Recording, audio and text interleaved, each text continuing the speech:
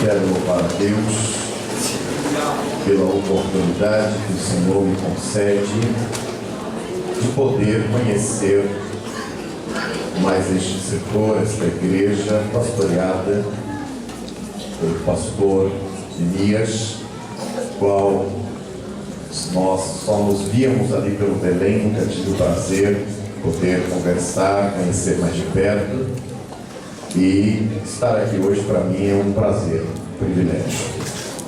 Conhecemos ali seu filho, Neemias Júnior, está ali atrás, e estuda conosco lá no setor de Osasco, e ele foi a ponte pela qual nós chegamos aqui. Costumo dizer, irmãos, que eu não sou pregador, até gosto de não ter esse título, porque a coisa está meio que feia aí nesse meio. Pastorei uma igreja lá em Osasco, o vosso pastor deve conhecer bem, Vilhara, né? Sendo ele de lá também.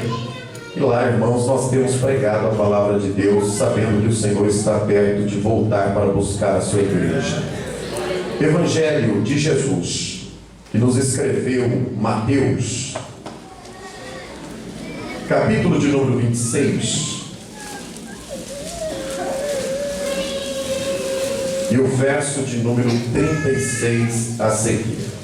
Nós faremos 3 leituras na Bíblia Sagrada, sendo 2 no Novo Testamento, uma no Antigo Testamento.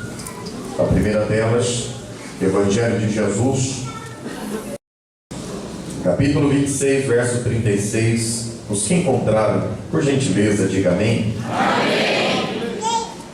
Então chegou Jesus com eles a um lugar chamado Getsêmani e disse a seus discípulos: assentai-vos aqui enquanto vou além orar.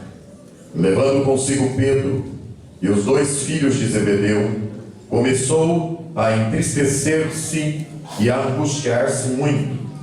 Então lhes disse: a minha alma está cheia de tristeza até a morte. Ficai aqui e velai comigo. E indo um pouco mais para adiante, prostrou-se sobre o seu rosto, orando e dizendo: meu Pai, se é possível, passa-se de mim este cálice. Todavia, não seja como eu quero, mas como tu queres. E voltando para os seus discípulos, achou-os adormecidos e disse a Pedro: então nenhuma hora pudeste velar comigo? Vigiai e orai, para que não entreis em tentação. Na verdade, o espírito está pronto, mas a carne é fraca. E indo segunda vez orou, dizendo: Pai, se este cálice não pode passar de mim sem que eu o beba, faça-se a tua vontade.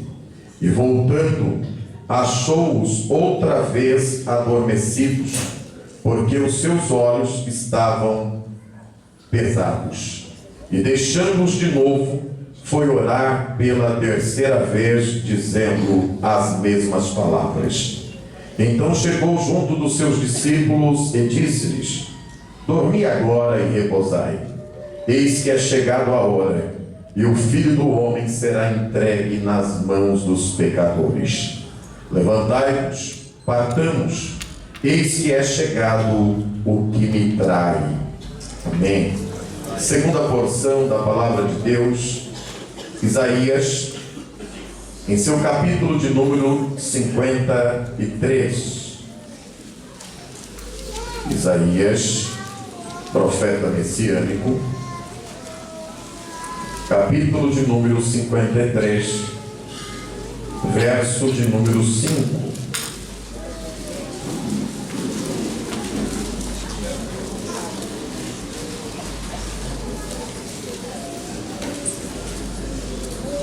Já encontraram?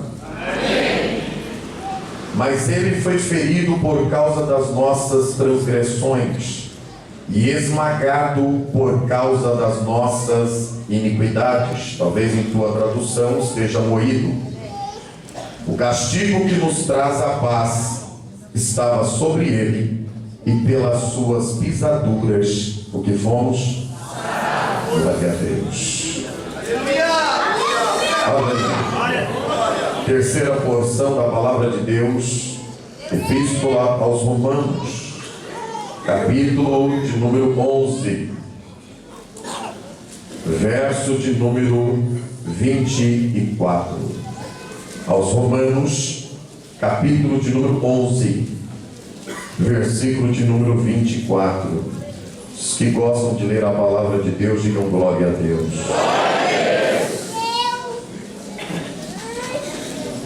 Já acharam? Amém.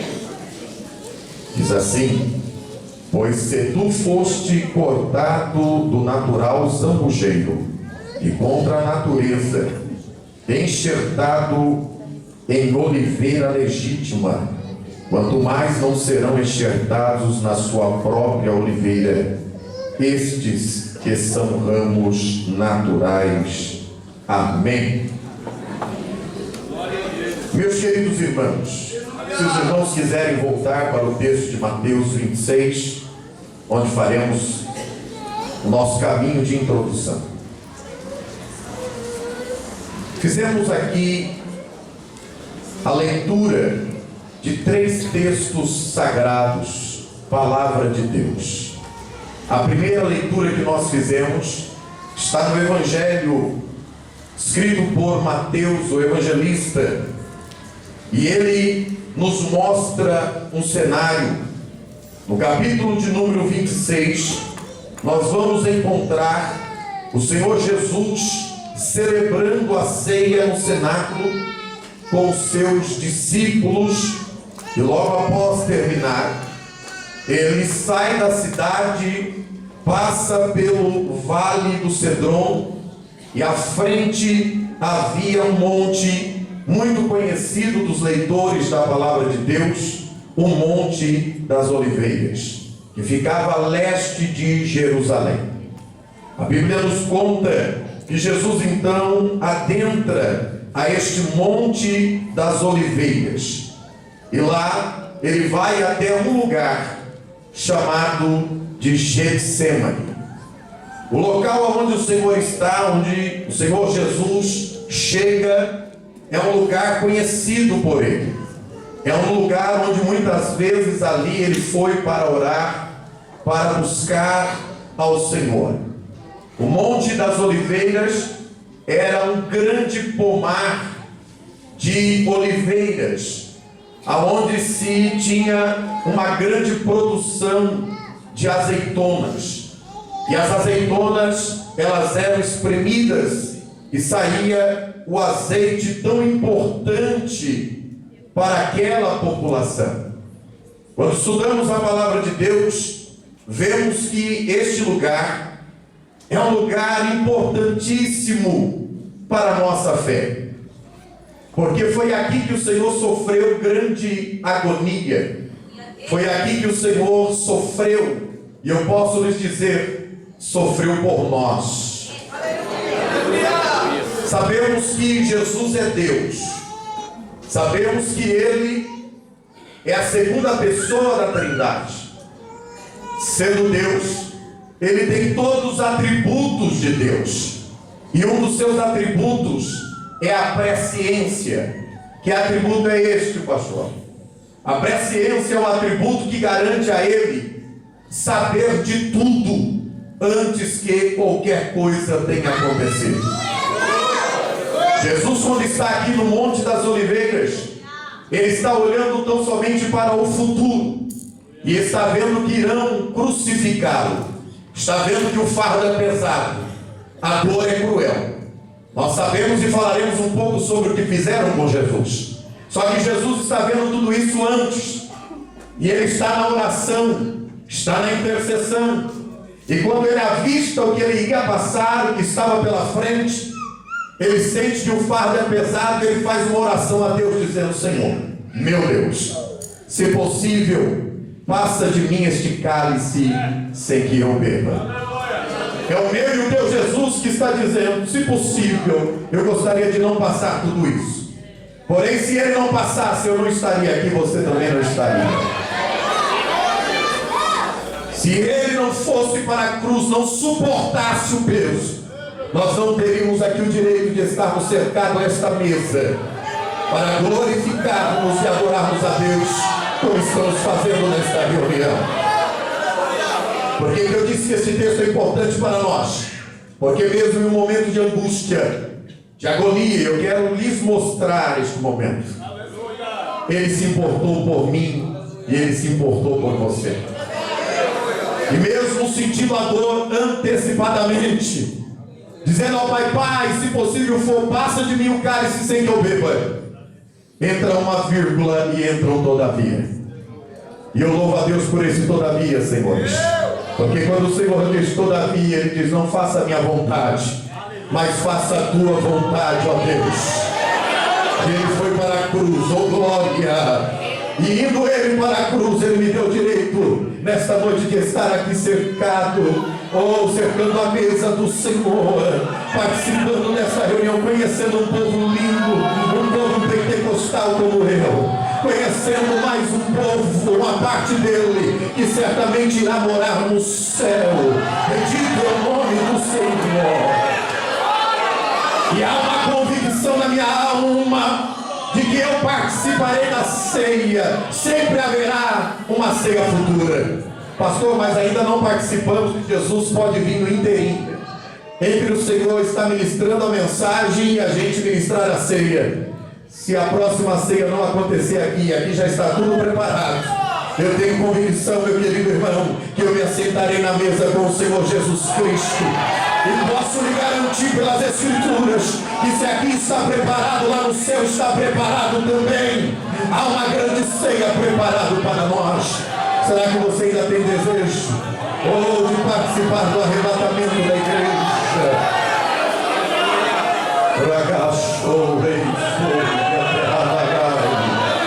Eu sinto a presença de Deus aqui. Jesus adentra o pomar do Monte das Oliveiras, vai para um lugar chamado Getsêmani. É apenas para dar aqui fundamento ao que eu quero lhes anunciar. Getsêmani vem de uma raiz hebraica, Shem. Literalmente, Getsêmani significa prensa de azeite.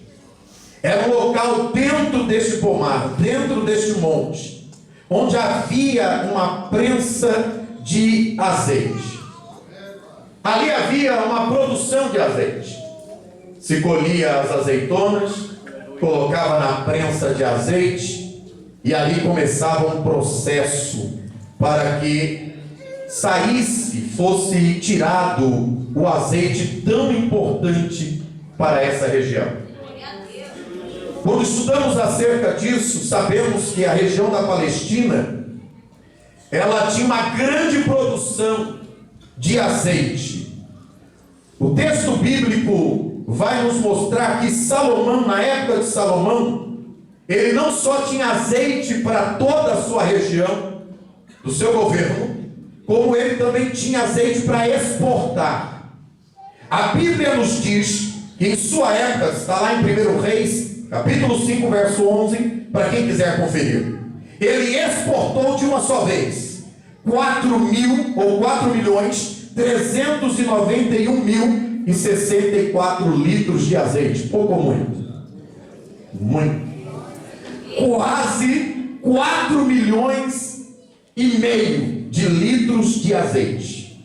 Isso nos mostra que a terra onde eles estavam havia uma produção muito grande de azeite. 1000 anos depois, nós estamos com Jesus na mesma terra. Também pudera. Quando o povo sai do Egito para adentrar a terra de Canaã, olha o que o Senhor Deus diz através da escrita de Deuteronômio, capítulo 8 e versículo de número 8. Quantos estão me ouvindo? Digam amém. Amém. O texto sagrado diz: a terra que vocês vão entrar é terra de trigo, é terra de cevada, é terra de vides, é terra de figueiras, é terra de romeiras e terra de abundância de oliveiras, de azeite e de mel. Quem pôs esse povo aí? Todos nós sabemos. Quem levou este povo para dentro dessa terra que mana leite e mel foi o próprio Deus, o nosso Senhor, que um dia prometeu a eles que eles herdariam esta terra, e como Deus prometeu, Ele cumpriu. Até porque palavra alguma do nosso Deus volta vazia para Ele. Já dizia o profeta, ela sai da boca de Deus e faz o que apraz a sua vontade. Bendito é o nome do Senhor. Glória a Deus.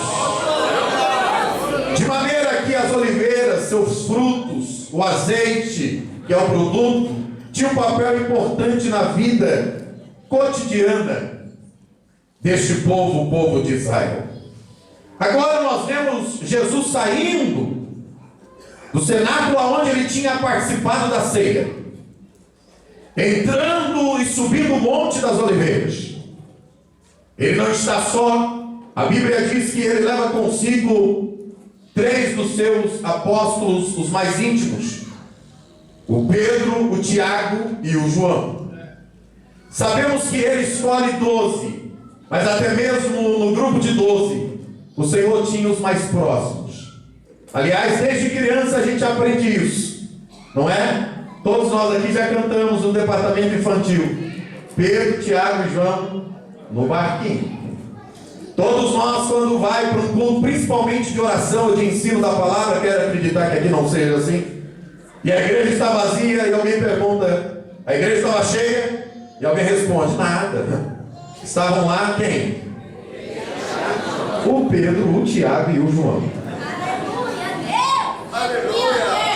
E Jesus leva-os para o Monte das Oliveiras, se afasta e vai para o Getsemane, e vai orar. E a oração curtinha de Jesus, como dizem aí, um tirinho de espingarda, curtinha, era de 1 hora. E ele está orando, e quando ele volta para ver se os seus discípulos estavam orando, ele encontra Pedro, Tiago e João dormindo. Desperta os 3, pede para que eles velem pelo menos 1 hora com ele em oração, e ele volta a orar.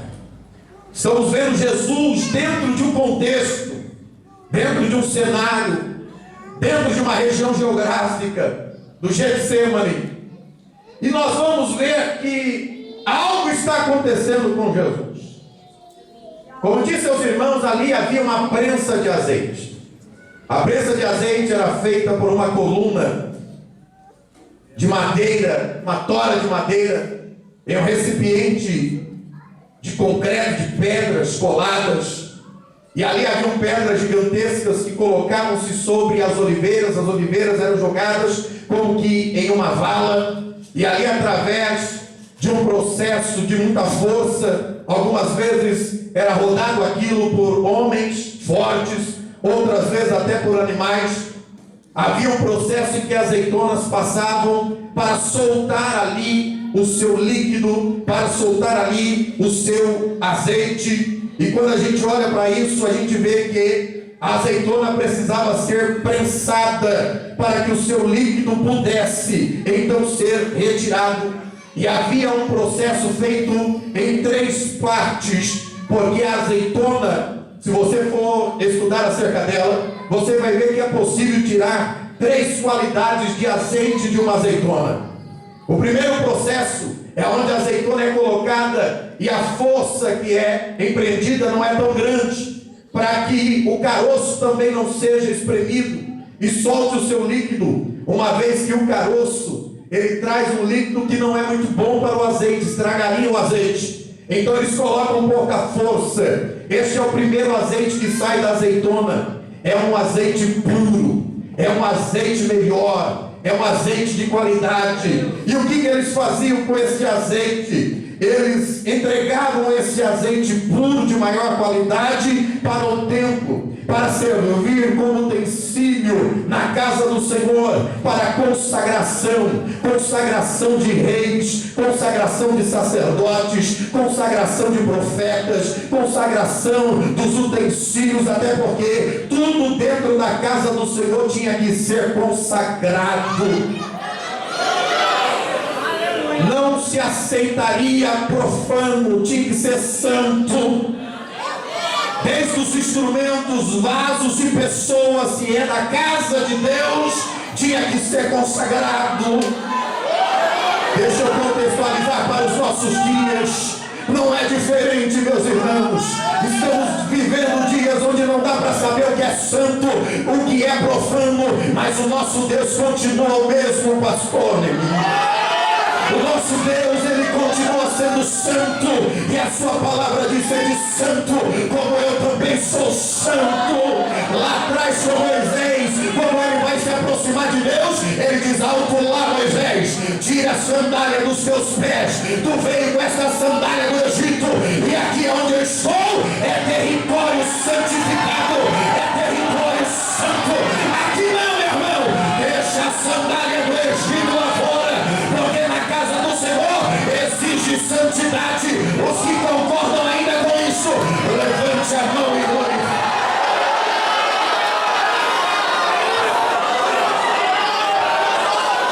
Alguém quer ouvir? Eu prego aquilo que Deus me dá, e aquilo que Ele me der esta noite eu vou lhe entregar. É tempo de nós entendermos que Deus nos chamou para sermos diferentes. Tu és chamado, tu és escolhido, aleluia. E Deus quer derramar azeite sobre esta congregação. Te prepare, pois o teu culto de ceia será espetacular. Te prepare, pois Deus quer te mostrar que vale a pena se consagrar, vale a pena orar, vale a pena ter a vida no altar, vale a pena ser diferente. Alguém diz: larga a mão disso. Olha só, tudo está mudado, está alterado, está nada, meu irmão. O nosso Deus é imutável, o nosso Deus não muda. Ele não há nem sombra alguma de variação.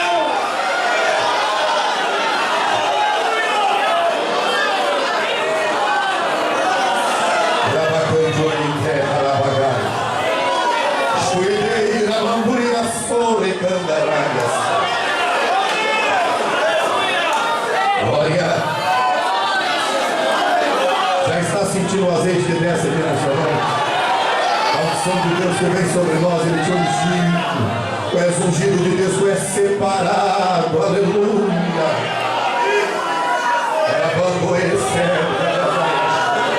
E lá está a azeitona na vala, sendo apertada. O segundo processo, depois de tirarem o melhor azeite, eles retiravam o caroço, havia um trabalho de separação, e então era apertado com mais força, com mais tensão, e aí saía um líquido mais robusto.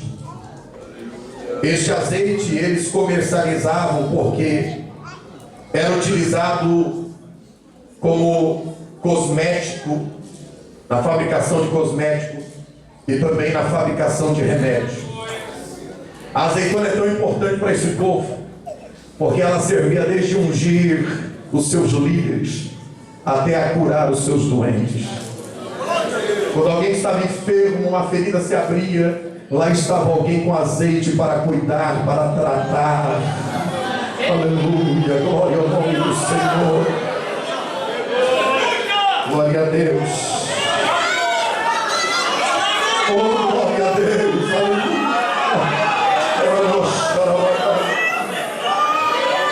Depois de tirarem esse azeite mais robusto, vinha o último azeite, até ficava um pouquinho de azeitona, porque a azeitona nesse processo ela ficava completamente esmagada, triturada, moída. Este último azeite era utilizado na culinária, na alimentação e também no combustível. Eles usavam o azeite para se alimentar, para fazer a comida, para acender a lamparina, para pôr combustível. Trazendo isso para nós, nós precisamos de combustível, nós precisamos ser alimentados. Sabe por que todos nós viemos esta casa nesta noite? É porque sabemos que aqui dentro tem alimento, aqui dentro tem palavra. Você vem a esta casa porque você precisa de algo, você precisa de um combustível novo. Não ande somente na reserva, irmão, isso é um perigo. Lembra-se das 10 virgens, 5 loucas, 5 prudentes. Todas estavam aparentemente igual, se olhava e dizia crente. Olhava do lado, é crente também. Olhava do outro lado e dizia, é virgem. Olhava do outro lado e dizia, a lamparina está acesa. Quando dormiram às 10. Às 10 estavam esperando o noivo. Todas iguais. Na aparência ninguém iria conseguir distinguir uma das outras. Mas lá dentro, na reserva, 5 tinham azeites e 5 não tinham. Ah, Jesus. Aquilo abriu logo, meu irmão. Tu pode até ter fachada de crente. Entende essa linguagem, não? Entende? Tu pode até ter fachada de crente, mas Deus sabe como está lá dentro de você hoje à noite. Deus sabe como está o teu interior nesta noite. Se não há reserva, eu lhe aconselho nesta noite a se abastecer. Você está no posto espiritual. Aproveita, enche o tanque nesta noite. Receba poder, receba autoridade, receba renovo, receba a palavra que está sendo pregada. Vai, pode abrir o coração, recebe ela. É a palavra de Deus. Deus quer te alimentar, Deus quer te levantar, Deus quer te ungir.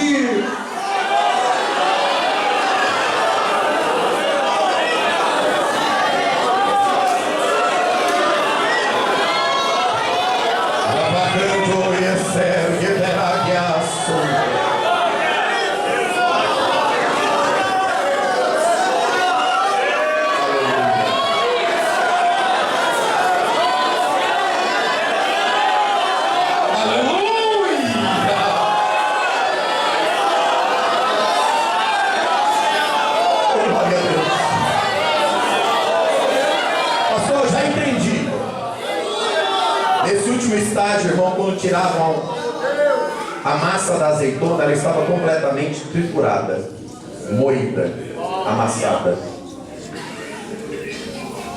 Só que ela tinha vertido até a sua última gota de azeite. A sua última gota de tanto que ela foi espremida.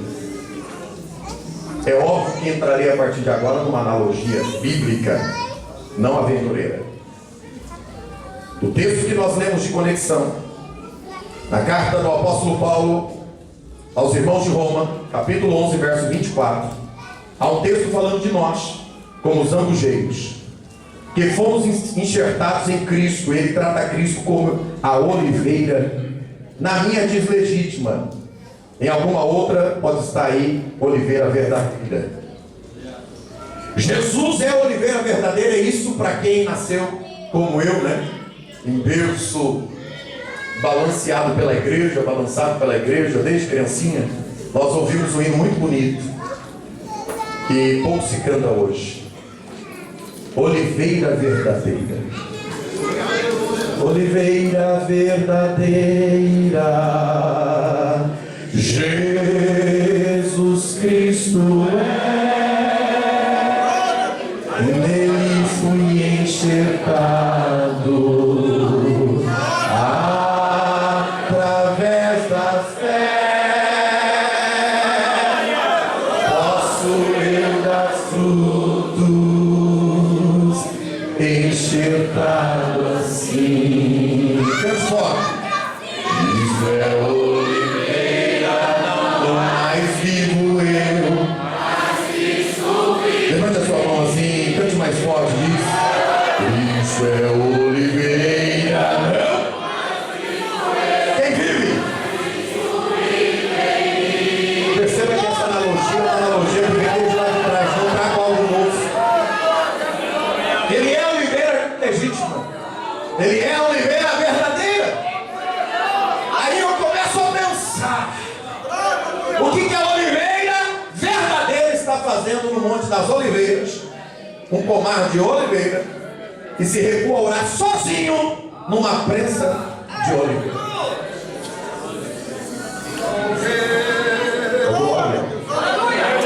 Aí quando pegamos uma outra conexão com o que nos diz Isaías, ele diz que ele, Jesus, foi moído, foi amassado, foi triturado. Dentro da mesma analogia, se a azeitona entregava o seu último a sua última gota de azeite, saibam, senhores, que o meu Jesus, o teu Jesus, entregou a sua última gota de sangue. Quando furaram na sua lateral, a Bíblia diz, saiu todo o sangue e depois, posteriormente, água. A ciência vem explicar que se esgotar o sangue de alguém, o único líquido que ficará nele é água. Uma vez que o corpo humano é igual à terra, praticamente mais de 70% de líquido e 30% de matéria. Jesus verteu até a sua última gota de sangue. E aí eu pergunto, por quem? E eu levanto a minha mão, por mim.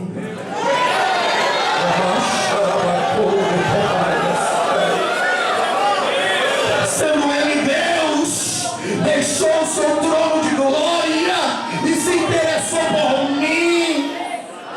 E a pergunta é, onde eu estava na história? Como diz o salmista, eu estava lá misturado num monte de lixo. Deus te achou no lixo, você não é melhor do que eu. Pastor, qual é a base? A Bíblia nos fala que nós fomos tirados do monturo,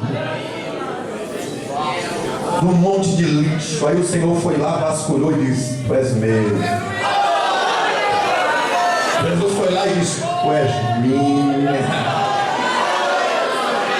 Fruto da escolha dele, ele me escolheu e fez mais, me tirou lá de fora, no charco horrível de lodo, me lavou, me regenerou, me deu banho de sangue, firmou os meus pés sobre uma rocha, colocou cântico espiritual na minha boca, hino de louvor e adoração ao meu Deus, e me fez acertar onde eu estou, onde você está, entre príncipes do seu povo. Então, pelo amor de Deus, meu irmão, se alegra nessa noite, não importa se está lhe faltando algo, não lhe faltando Jesus, dá para adorar, dá para glorificar, dá para exaltar. Se você tem Jesus, tu tem tudo.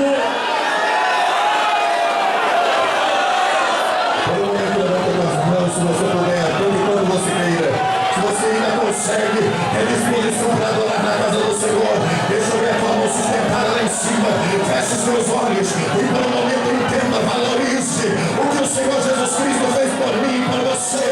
E se houver alegria na tua alma e houver gozo dentro de você, libere uma palavra de adoração, libere uma palavra de glorificação, libere uma palavra para exaltar a Ele, porque aqui tudo é dele, todos somos dele, a glória é dele, o louvor é dele, a unção é dele, o poder é dele, a palavra é dele.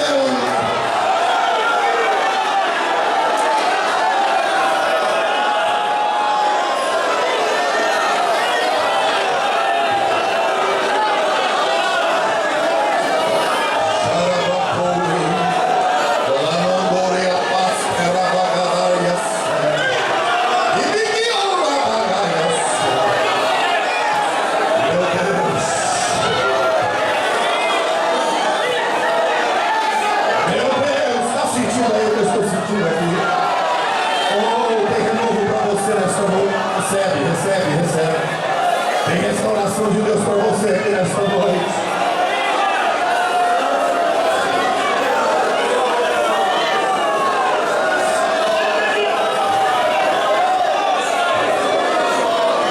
Jesus sai do cenáculo, sobe o monte, vai lá para o Getsemane.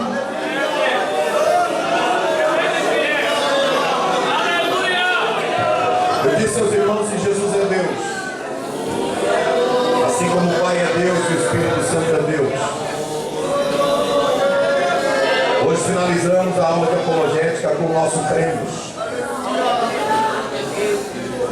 E lá está escrito que acreditamos em um único Deus, composto de 3 pessoas: a pessoa do Pai, a pessoa do Filho e a pessoa do Espírito Santo, distintamente entre eles. Glória a Deus. Aí Jesus, lá no Monte das Oliveiras, na prensa de azeite, a parte dos seus mais chegados apóstolos, ele olha para o futuro, em sua presciência, o que é que ele está vendo? Ele está vendo que não muito depois chegaria Judas, ele trairia com um beijo, e ele está vendo antes, na oração, e já está sofrendo. Ele está vendo que Judas está se aproximando antes disso acontecer. Ele diz: Rabi, ele beija, e ele diz: amigo, a que vieste? Junto com Judas estão os soldados que vieram para prender Jesus. A partir dali começa o sofrimento do meu Jesus, do teu Jesus. Escarneceram dele, e ele está vendo. Colocaram uma cruz pesada em suas costas. Aleluia. Costas esta que já estava completamente machucada pelas chicotadas, chicotes que em suas pontas havia um osso de animal que entrava e perfurava a carne de Jesus como uma garra de animal. A cada batida cravava-se os ossos, quando puxava, arrancava a sua pele.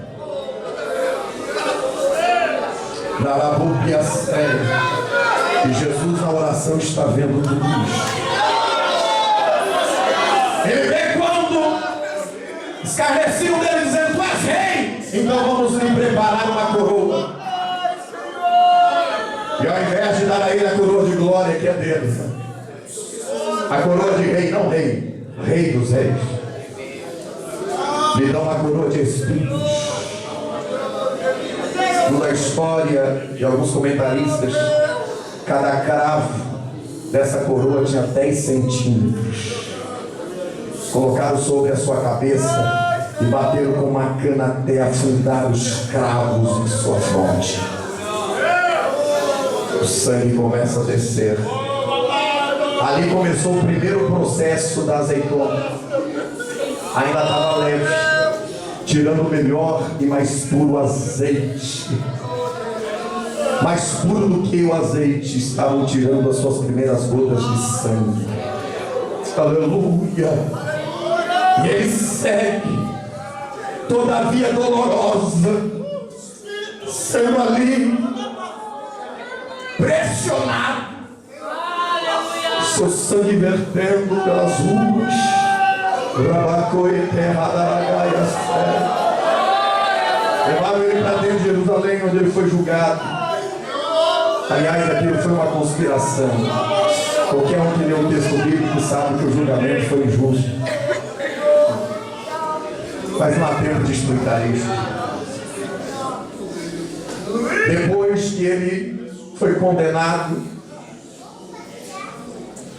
Pilatos lava suas mãos, o povo escolhe Barrabás, eles levam Jesus para fora da cidade, a um monte chamado Gólgota ou Caveira.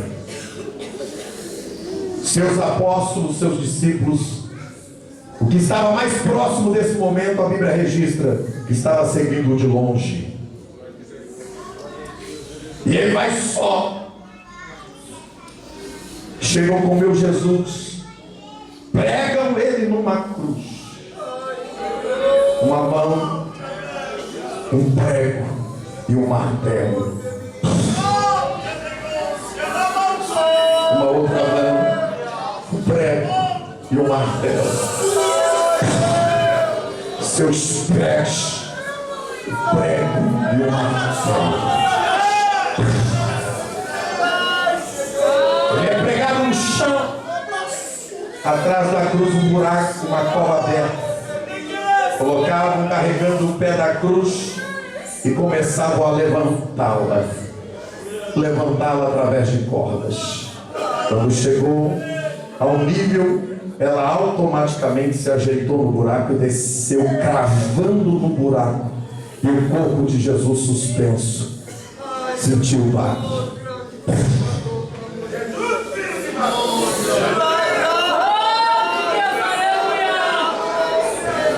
E Jesus, na oração no Getsemane, na prensa, está vendo tudo isso.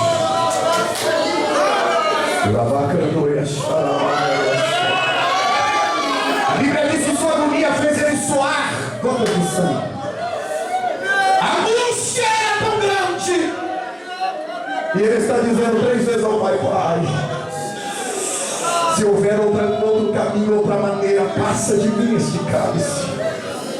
Se eu puder não beber, afasta de mim este cálice. E ele está vendo.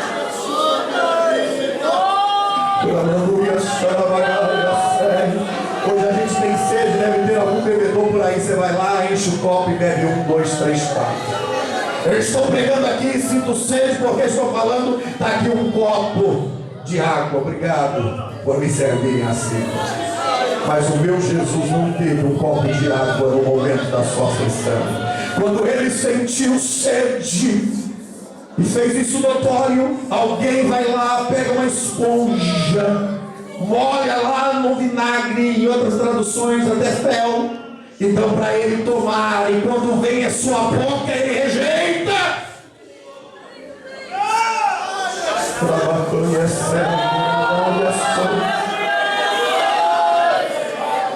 E no Getsemane, na oração, ele já está vendo tudo isso. Ele vem quando os nossos pecados viriam sobre ele. Um homem sem pecado, nascido sem pecado. O pecado de Adão passou a todos nós, seres humanos. Mas houve uma interrupção. Genealogia escrita por Mateus. Você vai ver lá que um vai gerando o outro desde lá de trás. Abraão gera Isaac, que gera Jacó, que vai gerando José, que vai gerando, vai embora. Depois você vai encontrar um novo Jacó, já é avô de Jesus, ou do pai adotivo de Jesus. Jacó gera o José. E aí você vai ver que há uma interrupção. O texto está gerou até o José. Quando chega em José, ele diz: esse José é marido de Maria, da qual veio Jesus. O pecado chegou até ali, mas em Jesus não entrou. Porque Jesus não é filho de José. Ele foi gerado do Espírito Santo.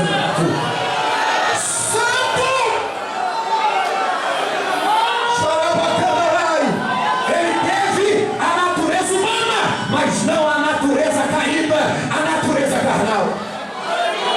Santo!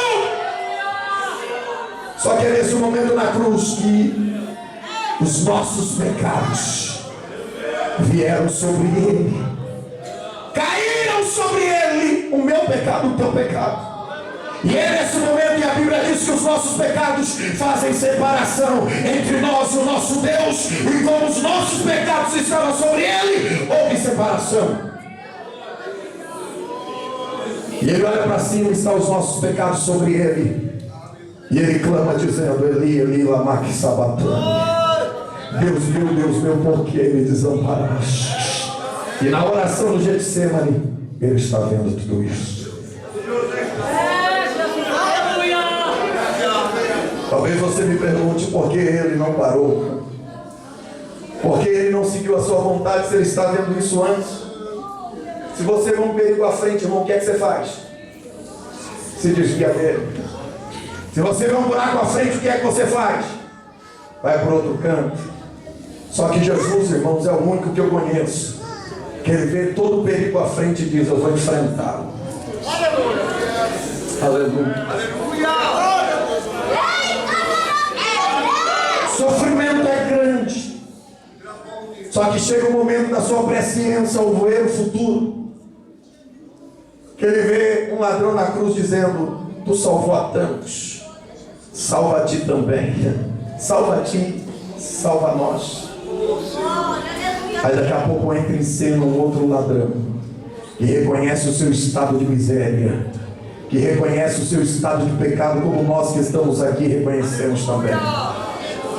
E esse fala para o outro ladrão do outro lado: cala-te, nós estamos aqui por mérito, nós merecemos estar aqui, mas este homem nada fez para estar aqui, ele é justo. E Jesus está vendo na oração. Aí eu quero acreditar, pastor, sempre um pouco mente de pregador, embora não seja.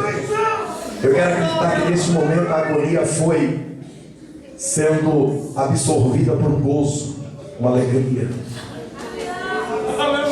Porque ele vê que o seu sacrifício iria promover algo e começa a vir. Aquele ladrão olha para o lado e diz: Senhor, lembra de mim quando tu entrares no teu reino. Jesus vai dizer para ele: hoje mesmo te digo que estará comigo no paraíso.